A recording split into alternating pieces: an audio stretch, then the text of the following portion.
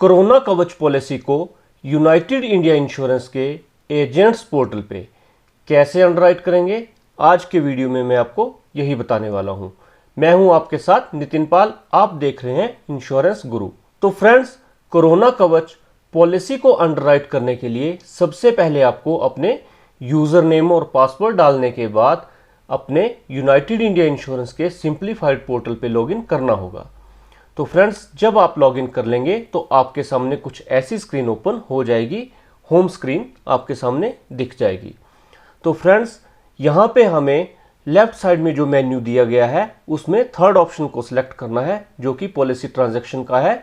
जैसे हम कोई भी पॉलिसी अंडरराइट करते हुए थर्ड ऑप्शन को ही सिलेक्ट करते हैं, उसी प्रकार आपने कोरोना कवच पॉलिसी को अंडरराइट करने के लिए भी इसी ऑप्शन को सिलेक्ट करना है।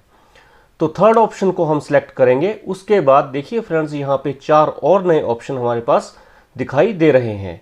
तो आपको पहले option make new / renew policy, इस पे क्लिक करना है। तो फ्रेंड्स, जब हम पहले ऑप्शन को क्लिक करेंगे तो आपके सामने कुछ ऐसी स्क्रीन ओपन हो जाएगी।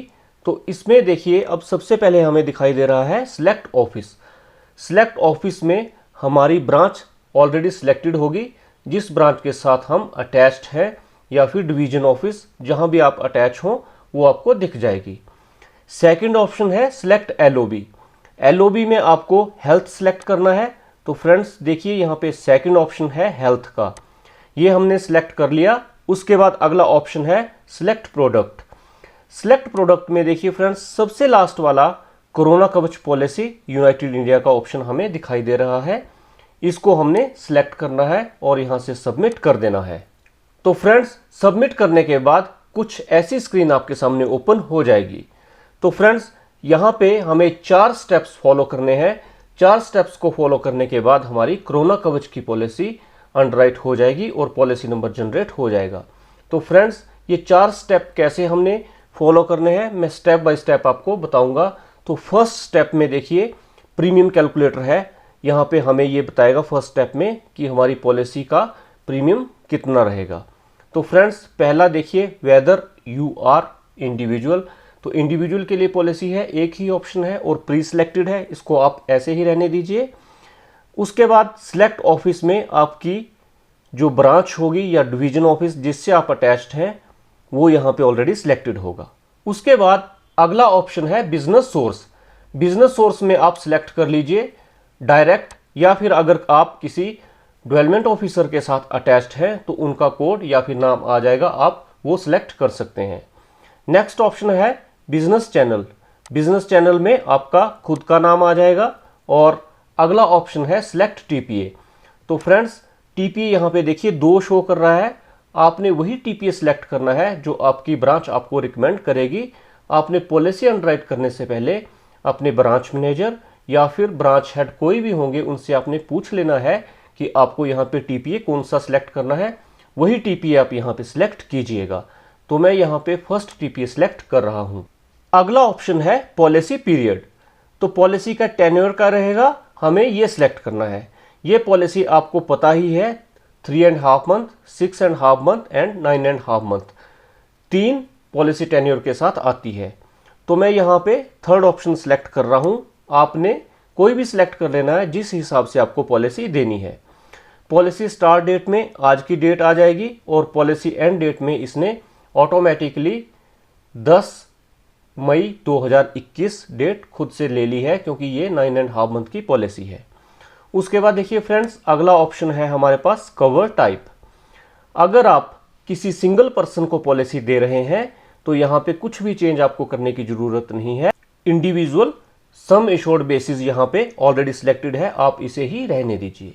लेकिन अगर आप किसी कंप्लीट फैमिली को पॉलिसी दे रहे हैं, यानी कि किसी मैरिड पर्सन को पॉलिसी दे रहे हैं या फिर किसी अनमैरिड पर्सन को भी पॉलिसी दे रहे हैं जो अपने मदर फादर को अपने साथ अटैच कर रहा है, तो आप यहाँ से चेंज कर लेंगे फैमिली फ्लोटर बेसिस। तो फ्रेंड्स, यहाँ पे हमें सिर्फ यही ध्यान रखना है कि सिंगल पर्सन को पॉलिसी देनी है तो जो सिलेक्टेड है ऑप्शन उसको रहने दीजिए। लेकिन एक से ज़्यादा पर्सन कोई पॉलिसी में इंश्योर्ड हो रहे हैं तो आप फैमिली फ्लोटर बेसिस पॉलिसी को यहाँ से सिलेक्ट कर लीजिए। अब नेक्स्ट ऑप्शन है फ्लोटर सम इंश्योर्ड। तो फ्रेंड्स यहाँ पे आप कितने सम इंश्योर्ड की पॉलिसी दे रहे हैं वो आपको सिलेक्ट करना है, जो कि 50,000 से मल्टीप्लाई होगा, यानी कि 50,000, 1 लाख, 1,50,000, ऐसे 50,000 प्लस करके ही आप सम इंश्योर्ड ले सकते हैं।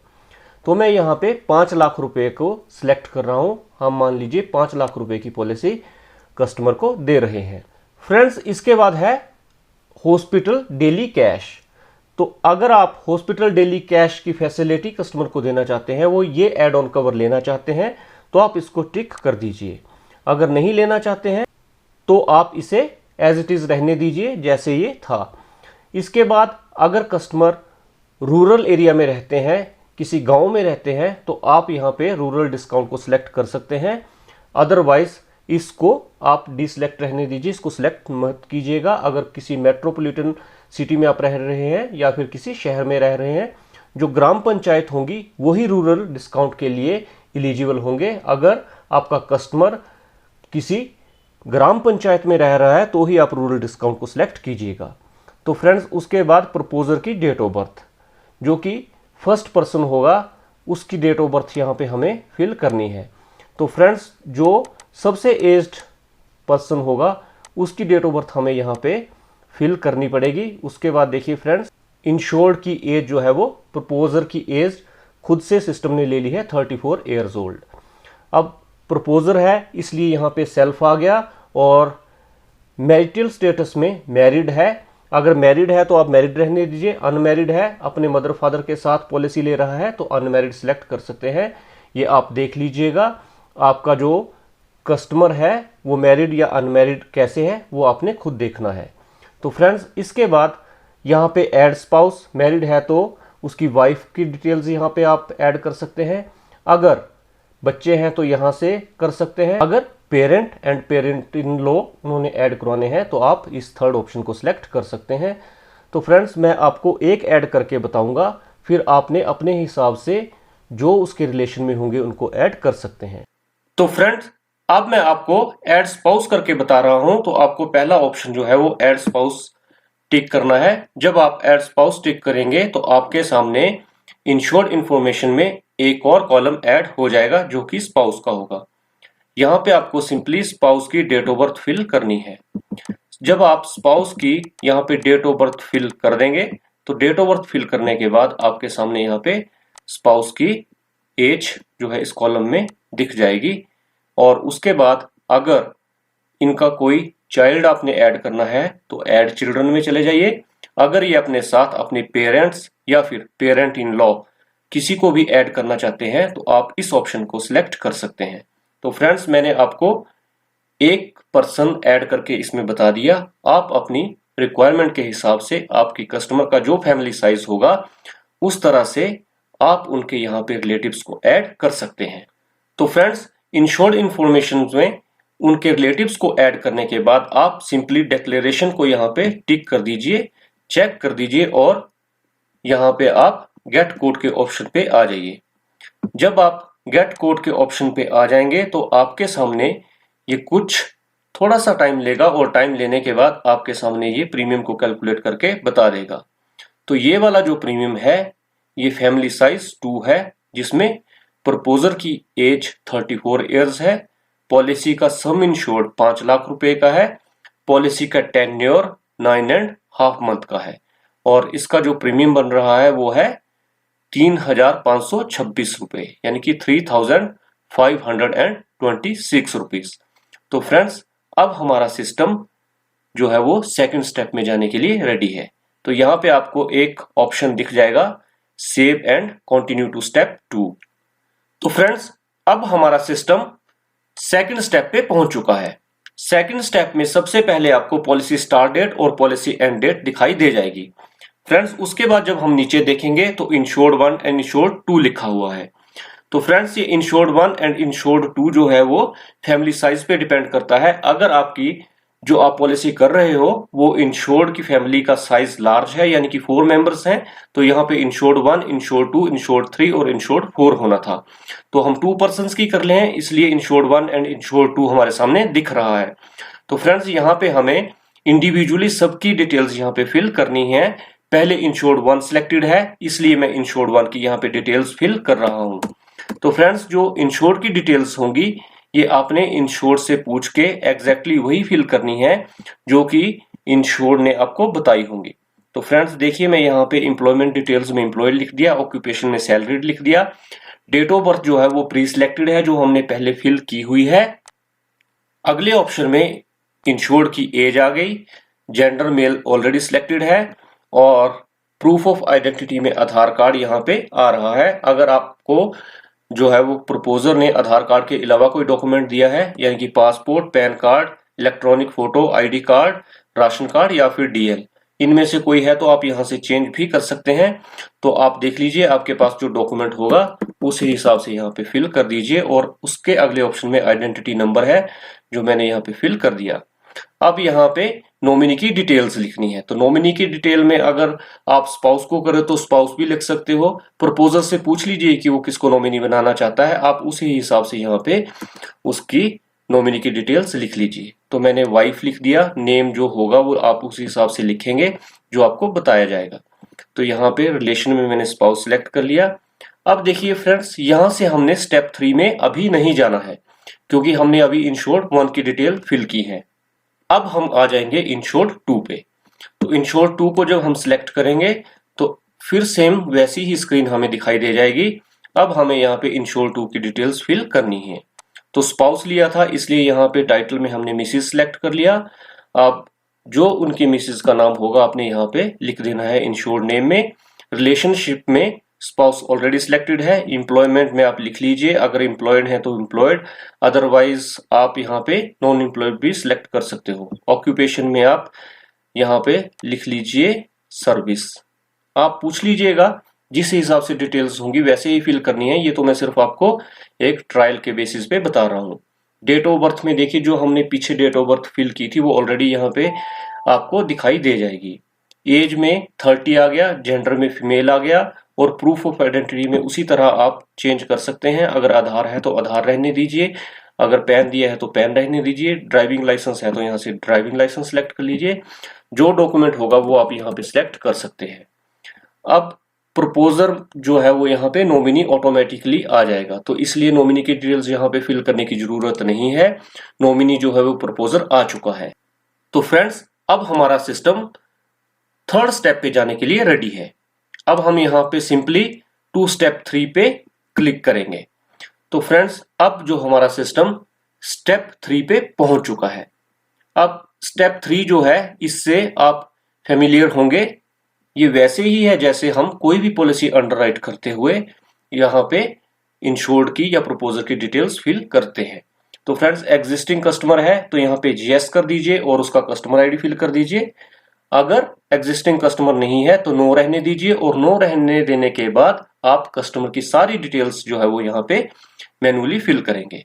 तो प्रपोजर का हमने पीछे डिटेल्स यहाँ पे फिल की थी, तो अब यहाँ पे देखिए प्रपोजर का नेम ऑलरेडी वही आ चुका है, जेंडर आ गया है, टाइटल आ गया है। अब यहाँ पे इंडस्ट्री वर्किंग, किस इंडस्ट्री में प्रपोजर काम करता है आप यहाँ पे सिलेक्ट कर सकते हैं। और क्योंकि फ्रेंड्स ये मैंडेटरी डिटेल्स हैं, ये आपको फिल करनी ही पड़ेंगी। आप कस्टमर से एग्जैक्ट उसकी डिटेल्स लेके ही फिल कीजिएगा। इंडस्ट्री में मैंने बिजनेस सेलेक्ट कर लिया। ऑक्यूपेशन में यहाँ पे आप पूछ लीजिए, जो ऑक्यूपेशन होगा वो आप यहाँ पे सिलेक्ट कर सकते हैं। तो मैंने अदर कर दिया है यहाँ पे। ई इंश्योरेंस अकाउंट अगर उनका है तो यहाँ पे फिल कर सकते हैं, अदरवाइज इसको रहने दीजिए। और उसके बाद देखिए फ्रेंड्स, इनका जो है वो एड्रेस हमें यहाँ पे फिल करना है। अब मैंने यहाँ पे एड्रेस इनका फिल कर दिया, XYZ सिटी। GST नंबर है इनके पास तो आप यहाँ पे डाल सकते हैं, अदरवाइज इसको रहने दीजिए। Date of birth already selected है। टाउन एंड विलेज में अगर आप लिखना चाहें तो यहाँ पे लिख सकते हैं। और पिन कोड में हमें जो पिन कोड है वो मैंडेटरी है, इसलिए हमें यहाँ पे पिन कोड फिल करना पड़ेगा। तो फ्रेंड्स देखिए, जैसे ही मैंने पिन कोड यहाँ पे डाला स्क्रीन कुछ डाइवर्ट हुई और डिस्ट्रिक्ट और स्टेट जो है वो ऑलरेडी सिलेक्टेड हुआ हमें मिल गया। अब फ्रेंड्स, यहाँ पे हमें जो है वो इनके मोबाइल नंबर और लैंडलाइन नंबर फिल करने हैं। तो फ्रेंड्स ये देखिए, मैं यहाँ पे इनके नंबर्स फिल कर रहा हूँ और उसके बाद फ्रेंड्स हम नंबर फिल करने के बाद कस्टमर का मेल आईडी भी यहाँ पे लिखेंगे। तो मेल आईडी फ्रेंड्स, आप ये सारी चीजें जो हैं वो आप एग्जैक्ट कस्टमर से पूछ लीजिएगा, जो होंगी वही आप भरिएगा यहाँ पे, ताकि कस्टमर को मैसेज भी टाइम से आए और उनको ईमेल भी आ जाए। तो फ्रेंड्स उसके बाद यहाँ पे मैंने ईमेल भर दिया है, और अल्टरनेट ईमेल अगर कस्टमर देना चाहे तो फिल कर सकते हैं, अदरवाइज यहाँ पे रहने दीजिए। और इसके बाद देखिए यहाँ पे और डॉक्यूमेंट प्रूफ मांग रहा है, अदर डॉक्यूमेंट प्रूफ अगर यहाँ पे देना चाहे कस्टमर तो दे सकते हैं, और नहीं देना चाहे तो इसको रहने दीजिए। आप सिंपली यहाँ पे व्यू एंड कंफर्म प्रपोजल पे क्लिक कर दीजिए। अब ये हमें एक जो है पॉपअप दे रहा है कि जीएसटीएन नंबर आपने फिल नहीं किया है, इसके बाद आप जीएसटीएन नंबर इसमें फिल नहीं कर सकते हैं। अगर आप कंटिन्यू करना चाहते हैं तो ओके कर दीजिए, और अगर आप जीएसटीएन नंबर फिल करना चाहते हैं तो कैंसिल करके जीएसटीएन नंबर को फिल कर सकते हैं। तो मैं यहाँ पे जीएसटीएन नंबर नहीं दे रहा हूं, तो ओके आप यहाँ पे कर दीजिए। तो फ्रेंड्स इस तरह से हम सेव एंड कंटिन्यू करके इस प्रपोजल को सेव कर सकते हैं। तो फ्रेंड्स मैं आपको प्रपोजल सेव करके इसलिए नहीं बता रहा हूं क्योंकि ये एक सिर्फ डेमो था, और अगर मैं इसको सेव करता हूं तो मेरे पोर्टल पे एक प्रपोजल ऑलरेडी सेव हो जाएगा, जो कि मैं नहीं करना चाहता, क्योंकि ये एक सिंपली आपको बताने के लिए डेमो था। तो फ्रेंड्स जब प्रपोजल सेव हो जाएगा तो नीचे आपको पेमेंट ऑप्शन में जिस तरह से आप कोई भी पॉलिसी की पेमेंट करते हो, चाहे सीडी अकाउंट से, चाहे चेक से, या फिर पेमेंट गेटवे, कोई भी ऑप्शन को आप सिलेक्ट करके पॉलिसी की पेमेंट कर सकते हो, और इंस्टेंटली कोरोना कवच की पॉलिसी आपके सामने जनरेट होके आ जाएगी। तो फ्रेंड्स ये था प्रोसेस कि हम कैसे अपने यूनाइटेड इंडिया इंश्योरेंस के एजेंट्स पोर्टल पे कोरोना कवच की पॉलिसी को अंडरराइट करके कस्टमर को इशू कर सकते हैं। तो आपको आज का वीडियो कैसा लगा आप मुझे कमेंट सेक्शन में जरूर बताइएगा, और अगर आपकी और भी कोई क्वेरी हो तो आप मुझसे कमेंट में पूछ सकते हैं। आज के लिए इतना ही, जल्द मिलेंगे एक नए वीडियो के साथ। जय हिंद, जय भारत।